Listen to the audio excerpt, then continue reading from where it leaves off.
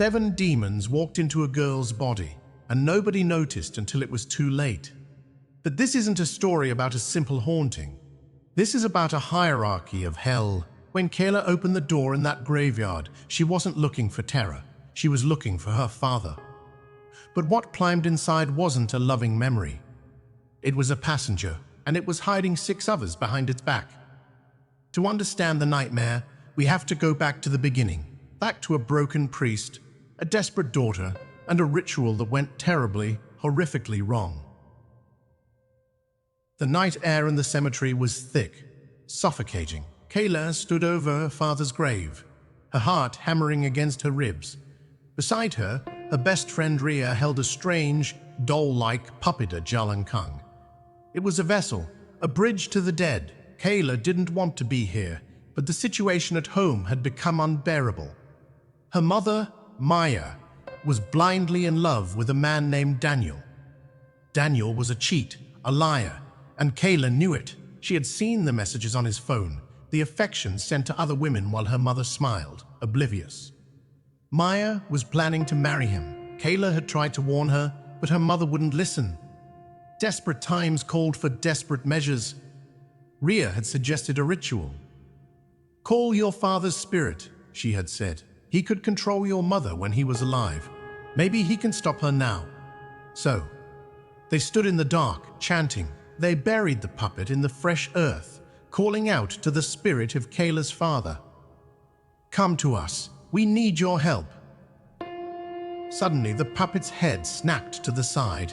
It stood up on its own, defying gravity. "Are you my father?" Kayla whispered, her voice trembling. The puppet turned its face toward her. Slowly, it nodded. Relief washed over Kayla. "Please," she begged, "keep Daniel away from my mother. Protect her." Suddenly, a blinding flash of lightning tore through the sky. The air turned electric. Before they could process what was happening, a security guard's flashlight cut through the darkness. "Hey, who's there?" he shouted. Panic seized them. They grabbed their things and ran, leaving the graveyard behind. They escaped into the safety of Ria's car, breathless and terrified. As they drove away, Kayla looked into the rearview mirror. Standing in the middle of the road, under the flickering street lamp, stood a nun. Her face was pale, her eyes hollow. Kayla blinked, and the figure vanished. "You saw that, right?" Kayla asked. Ria was shaking. "The ritual worked, Kayla. Your dad is going to help us." But Kayla didn't feel safe. She felt watched. And she had no idea that the ritual had never been completed. The circle hadn't been closed. The door was still wide open. Meanwhile, across town, a man named Father Thomas was fighting his own demons. He stood before 2 gravestones. His mother and his sister Dia. They had died in a horrific car accident, a tragedy that shattered Thomas's world. He was a priest, but his faith was hanging by a thread. Every time he closed his eyes, he saw the wreckage. He saw his sister taking her last breath. He had gone to see his superior, Father Gabriel, to resign. "I can't do this anymore," Thomas had confessed. "I need to get away from the church. I need to find peace." But Gabriel wouldn't let him go. "You're running away, Thomas. You need to face your pain." Thomas drove away from the church that night, his soul heavy with grief. He didn't know it yet, but his path was about to collide with Kayla's in the most terrifying way possible. The next morning, Kayla woke up with a strange sense of hope. She walked downstairs and heard shouting. It was Daniel. "You're lying!" Daniel screamed. Maya was crying. "I saw the messages, Daniel. Get out!" Kayla stood by the door, stunned. It had worked. Her father had heard her. Daniel stormed out, and Maya collapsed onto the sofa in tears. Kayla ran to her room, pulled the Jalankong puppet from her bag, and smiled. "Thank you, Dad," she whispered. She tossed the puppet into the trash can outside. Her work was done. The spirit could leave now. But as she walked back inside, she didn't notice the puppet in the bin. Its head slowly rotated, its dead eyes fixing on her back. It wasn't her father inside that doll, and it wasn't leaving. The relief was short-lived. That night, the atmosphere in the house shifted. The air grew cold. In Kayla's room, the crucifix on her wall slowly turned upside down. She woke up at 3 a.m., gasping for air. Floating above her was the nun, the same figure from the graveyard. Kayla tried to scream, but a cold, invisible force clamped her mouth shut. The nun opened her mouth, and a thick black smoke poured out, forcing its way down Kayla's throat. She convulsed, her eyes rolling back as the entity sank deep into her bones. Down the hall, Maya woke up to the sound of thudding. She grabbed a flashlight and ran to Kayla's room. She found her daughter slamming her head against the wall over and over. "Kayla!" Maya screamed, pulling her back. Kayla turned to her mother, her face twisted in a snarl. "You are all sinners!" she hissed in a voice that wasn't her own. Then her eyes rolled back and she collapsed. The infection was spreading. The next day at school, Kayla wasn't herself. She sat in class, drawing a grotesque sketch of the nun. The teacher scolded her. Kayla didn't respond. She just stared. Suddenly the lights flickered. Kayla stood up. She looked at the teacher, her eyes turning completely black. "You think you can save her?" she whispered. She grabbed a pen and stabbed it into her own hand. Blood spurted across the desk. The class screamed. The chaos drew the attention of Father Thomas, who worked at the school. He rushed Kayla to the infirmary. As he bandaged her hand, Kayla's demeanor changed. She began to weep, acting like a frightened child. "It's my fault," she sobbed. "Rhea is dead. I killed her." Thomas froze. "What do you mean?" "They found Rhea this morning," a nurse said softly from the doorway. "She took her own life last night." Thomas looked at the girl. This wasn't just grief. This was something ancient, something evil. He decided right then to take her home. But in the car, the atmosphere turned suffocating. Kayla sat in the back seat, singing a low, humming tune. "Kayla?" Thomas asked, glancing in the mirror. Kayla stopped singing. She leaned forward. "Do you think your God can save her, Thomas?" Thomas gripped the steering wheel. "Who are you?" Kayla's face contorted. She slammed her head into the glass window, shattering it. She began thrashing, screaming in Latin, a language she didn't know. "Get out of her!" Thomas yelled, pulling the car over. He grabbed his rosary, pressing it to her forehead. She shrieked, a sound that didn't belong to a human, and fell unconscious. Thomas knew then, this wasn't a medical emergency. This was an exorcism. He took her to the church, where Father Gabriel was waiting. They had called in a specialist, a legendary exorcist named Father Wren. Wren was an older priest, a man who had seen the darkness face to face. He examined Kayla, who was now restrained in a chair, her eyes closed. "Most possessions are singular," Wren explained quietly to Thomas. "One demon, one purpose. But this feels different." Wren began the preliminary rites. He sprinkled holy water on Kayla's face. Her eyes snapped open. She looked at Wren and smiled. "You can't help her." "I command you," Wren said, his voice steady, "in the name of Jesus Christ, to leave this child." Kayla laughed, a deep, guttural sound. She yanked at her restraints. "She called us. She invited us in. We are 7. We are 1.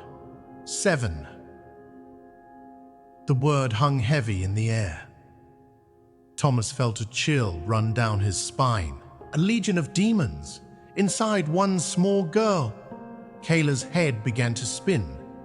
She spoke in voices deep, high, distorted. She vomited black bile onto the floor.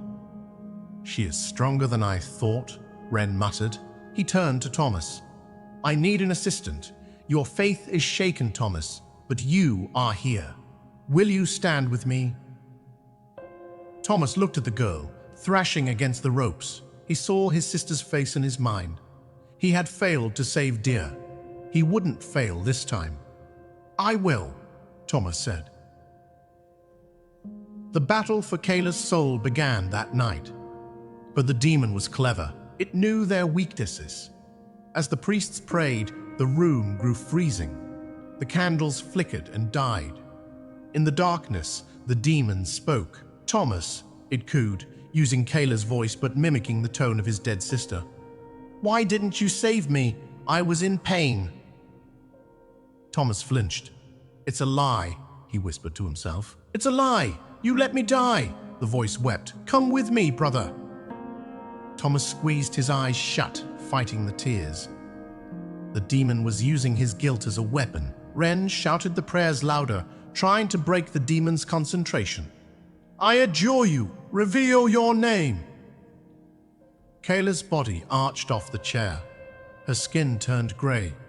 Her eyes bled. Reveal your name, Ren commanded again. Beelzebub, she screamed. At that moment, the lights in the room exploded. Glass shattered. The force of the blast threw Thomas against the wall. The demon had used the name of a powerful prince of hell, but it felt like a decoy, a distraction. They continued the ritual, pushing the entity back. Finally, Kayla gasped, vomited a massive amount of black sludge, and fell silent. The room was still. It is done, Ren said, breathing heavily. She is cleansed. Thomas stared at the girl. She looked peaceful. Had they won? They took Kayla home. Maya was overwhelmed with gratitude, but Thomas felt uneasy. It had been too easy. The demon had surrendered too quickly. That night, Maya sat in Kayla's room, watching her daughter sleep. She noticed Kayla's diary on the nightstand. Curious, she opened it. The pages were filled with frantic scribbles, drawings of the nun, drawings of Daniel dying. And then, Maya saw the list. 1. Lust. 2. Gluttony. 3. Greed. 4. Sloth. 5. Wrath. 6. Envy. 7. Pride. 7 demons. 7 deadly sins. Maya's breath hitched. She looked at Kayla's hand. There, burnt into the skin, was a symbol that hadn't been there before. Suddenly, Kayla's eyes opened. She didn't look at her mother. She looked at the ceiling. Where is the priest? She whispered. Back at the church. Father Ren was reviewing his notes. He found a reference to a rare and ancient demonic hierarchy. The 7 stagnations, he read. When a demon of high rank possesses a victim, they hide themselves behind layers of lesser demons. To cast out the master, you must first cast out the servants. He realized his mistake. He hadn't cast out the master. He had only removed the shields. The most powerful demon was still inside Kayla, and now it was fully revealed, fully awake and angry. He tried to call Thomas, but his phone died. He grabbed his bag and ran for his car. As he started the engine, he looked up. Standing in the middle of the road was Kayla. But she wasn't standing on the ground. She was hovering 3 feet in the air. She raised a hand. The car's engine died. The doors locked. Ren watched in horror as Kayla floated toward the windshield. She placed a hand on the glass. It cracked, spider webbing outward. With a scream, she shattered the windshield with her mind. Ren was thrown from the car. He landed hard on the pavement, his head bleeding. He looked up to see Kayla standing over him. Your God isn't here, Father, she said, her voice echoing with the sound of 1,000 screams. She lifted him telekinetically, choking him in midair. Thomas, Ren gasped before losing consciousness. Meanwhile, at the house, Maya heard a noise downstairs. She grabbed a knife, trembling. She found Kayla in the kitchen, washing her hands in the sink. The water was running red. Kayla? Kayla turned around. Her face was distorted, her jaw unhinged. Time to meet your husband, Maya, the demon growled. It lunged. Maya swung the knife, slashing Kayla's arm. Black blood oozed from the wound, but the demon didn't flinch. It grabbed Maya by the throat and pinned her to the wall. You want to die for her? The demon asked. Take your own life, and I will leave. It placed the knife in Maya's hand. Do it. Save your daughter. Maya wept, the knife shaking in her grip. She looked at her daughter's face distorted, yes, but still her child. I'm sorry, Maya whispered. I'm so sorry. Just as Maya raised the knife to her own throat, the front door burst open. Thomas stood there, his face bruised, his eyes burning with holy fury. Get away from her! Thomas roared. He sprinted toward them, but the demon flicked its wrist. Thomas was thrown backward, crashing into a glass cabinet. He lay there, stunned, shards of glass digging into his skin. The demon turned his attention back to Maya. Now, finish it. Maya pressed the knife to her neck. A trickle of blood ran down her skin. Mom, don't. The voice was faint, small, human. Kayla's eyes flickered. For a split second, the blackness receded, revealing the terrified brown eyes of a teenage girl. Mom, please, Kayla cried, fighting for control. He's lying. He won't leave. He just wants to take you too. The demon roared, fighting to regain control. Silence! It forced Kayla's hand to tighten around the knife. Thomas crawled across the floor, blood trailing behind him. He saw the diary on the table. He saw the names of the demons. He saw the final name written in jagged letters at the bottom of the page. Jezebel. Jezebel. The deceiver. The queen of false prophets. The mother of abominations. Thomas grabbed the Bible from his bag. He stood up, his legs shaking. He didn't use Latin. He didn't use the standard rites. He spoke directly to the entity. Jezebel! He shouted. You hide behind sins, but you cannot hide from the light. The demon froze. It turned slowly to Thomas. You know my name, it hissed. It changes nothing. I bind you, Jezebel, Thomas yelled, stepping closer despite the overwhelming pressure in the room. I bind you in the name of the living God. You have no authority here. You have no claim on this girl. The room began to shake. Pictures fell off the walls. The lights exploded, plunging them into darkness lit only by the moonlight. Kayla began to levitate again, her body contorting into impossible shapes. She screamed, a sound that shook the foundation of the house. Thomas didn't stop. He walked right up to the floating, thrashing girl. He pressed his crucifix against her forehead. It sizzled, burning into her skin.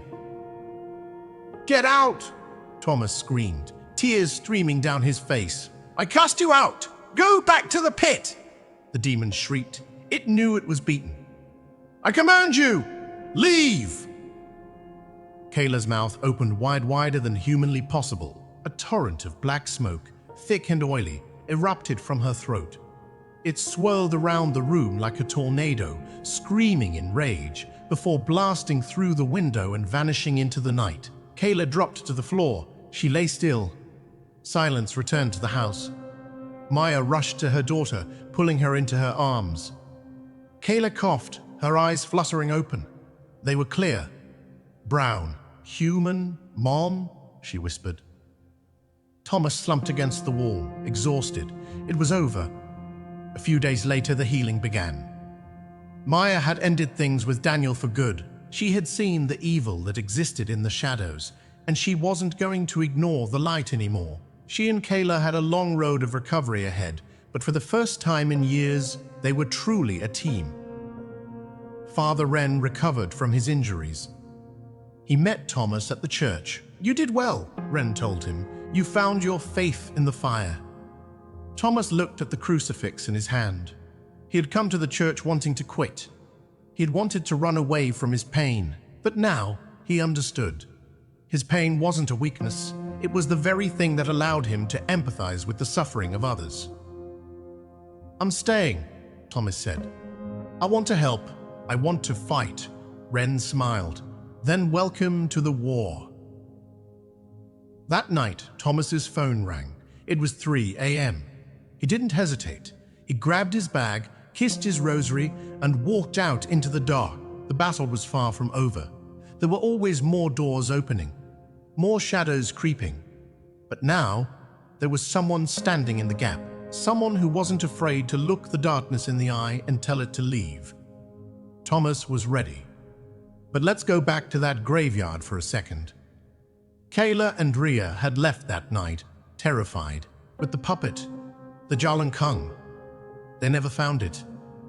Legend says that a vessel used for a ritual must be destroyed, or the door remains unlocked. So, the question remains, was the exorcism truly a victory, or did Jezebel just find a new hiding place? Because somewhere, in the shadows of that cemetery, a small, mud-caked puppet is waiting. Its head is slowly turning, and it's looking for the next person who wants a miracle. Be careful what you wish for, you might just get it.